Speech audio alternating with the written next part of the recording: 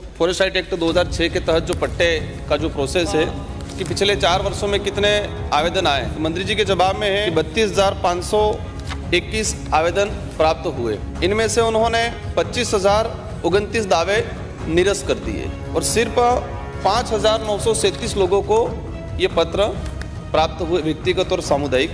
25,000 आपने निरस्त किए हैं, वो किस कारण से निरस्त किए हैं और क्या सरकार इनको पुनः परीक्षण करने के लिए कोई कमेटी बना के देने का प्रावधान करती है? या तो वह व्यक्ति जो तय सीमा है उस समय वो वहाँ नहीं था, या फिर वो राजकीय सेवा में है।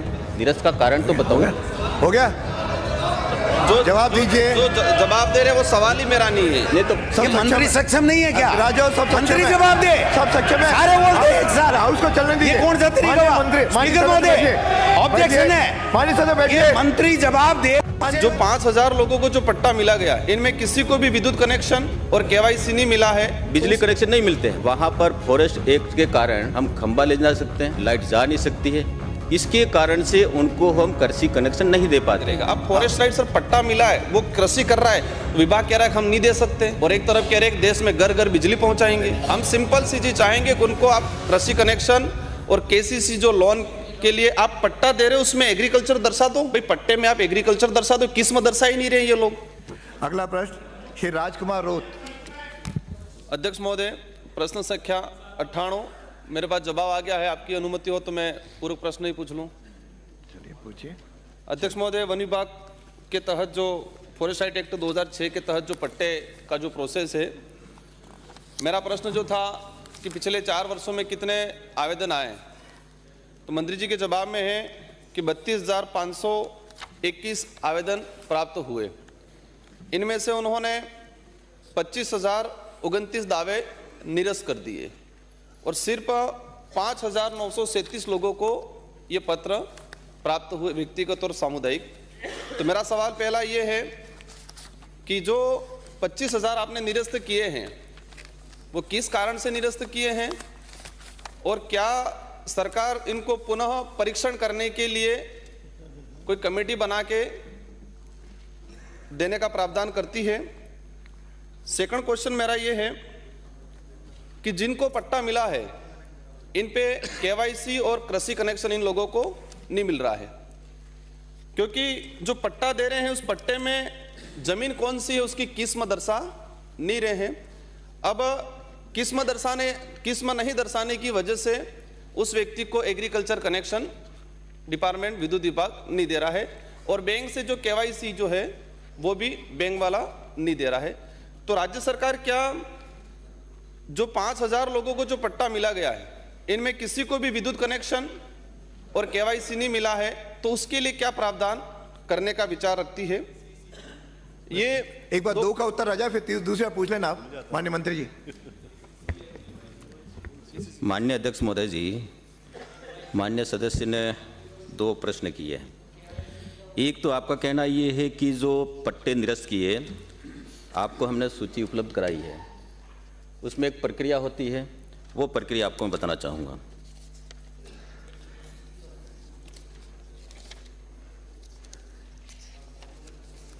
आप लोग पिछली बार सरकार में थे, आप सरकार में साझेदारी थी, उस समय आप करा नहीं पाए, उस समय कराना चाहिए तो ये प्रश्न नहीं लगाते आप। लेकिन आपको मैं ये बताना चाहता हूँ, ये जवाब हो गया सर, इसीलिए तो आप इधर बैठे। माननीय मंत्री जी, माननीय मंत्री मेरे को संबोधित करते बोले। इसकी जो प्रक्रिया है, इसकी प्रक्रिया है वो ये है कि जो आपने एक बात कही कि पट्टे, हम पट्टे नहीं देते हैं, अधिकार पत्र देते हैं, और उसमें प्रक्रिया जो ये है कि व्यक्ति वहाँ 2005 से पहले वहाँ पे काबिज है, 2006 से हम उनको बना धरकर अधिकार पत्र देते हैं।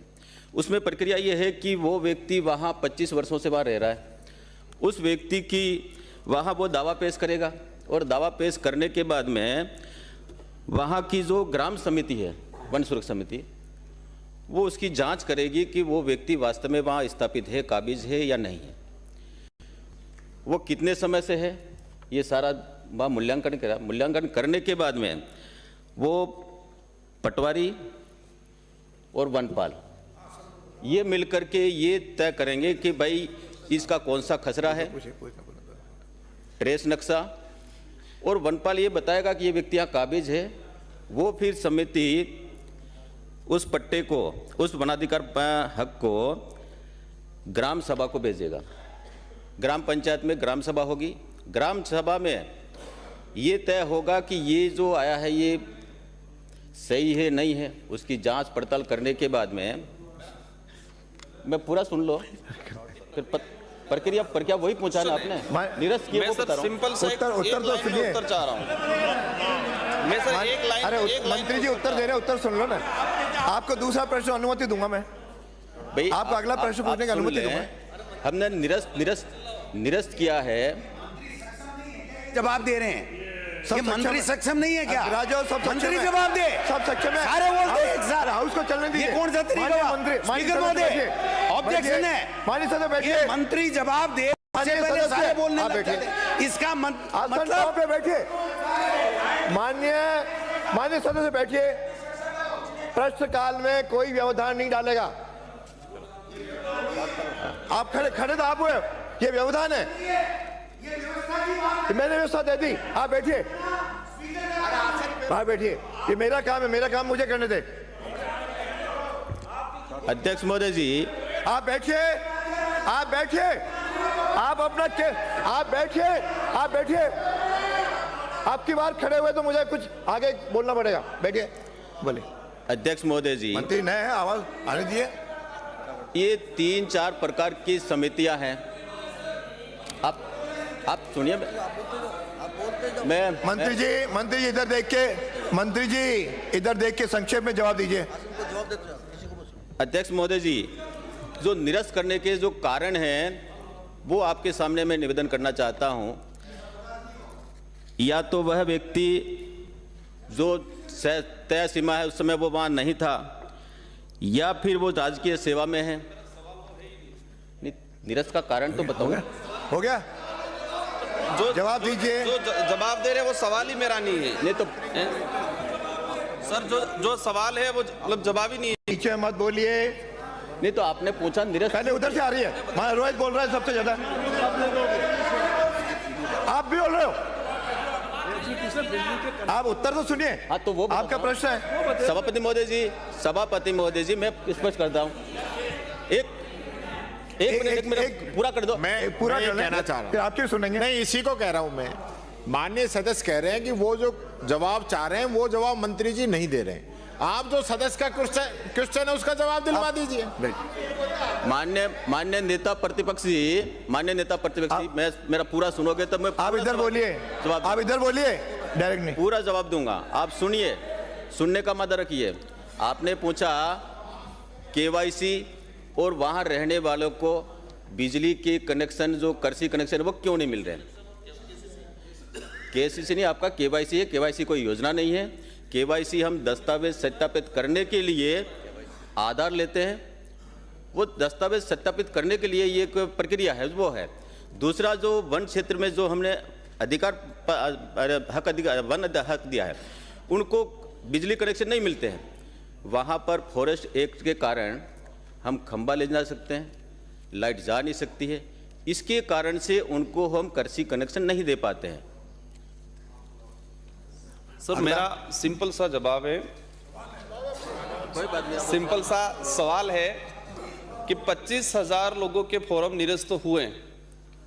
वो उस प्रक्रिया से के तहत, क्योंकि वो 25,000 लोग वहाँ काबिज हैं, वो उसका दावा पत्र प्राप्त करने के लिए घूम रहे हैं। उनकी भावना का सवाल है।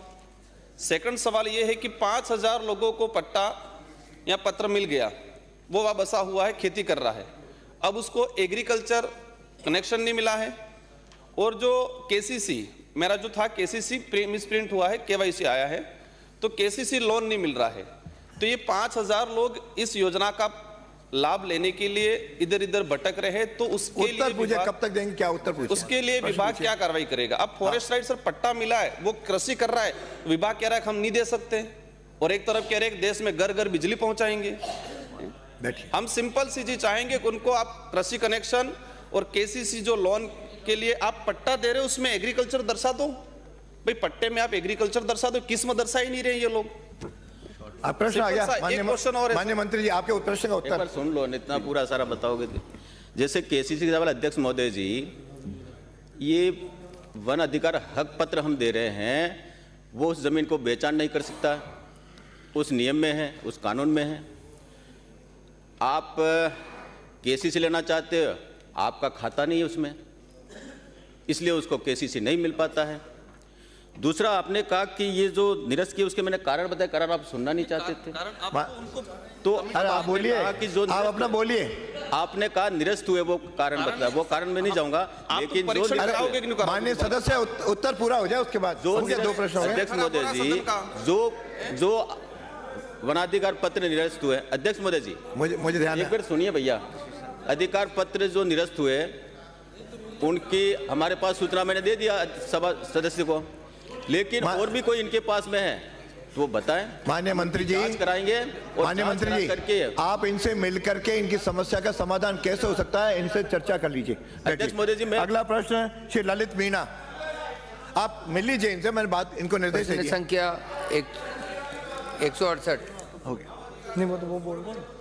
ये एक पब्लिक से रिलेटेड क्वेश्चन है, इसके लिए सर दर दर भटक रहे हैं लोग सर। आप मैंने आपसे आग्रह किया ना, आप इनके चैम्बर में जाके इनसे चर्चा कर ले, नहीं तो दोबारा चर्चा करेंगे। सर ये पॉलिसी मैटर है। श्री ललित मीणा, सर ये पर्सनल मेरा कोई बोलिए, अगला प्रश्न। मेरा कोई इसमें हित नहीं है, पब्लिक का हित है सर। सवाल संख्या 168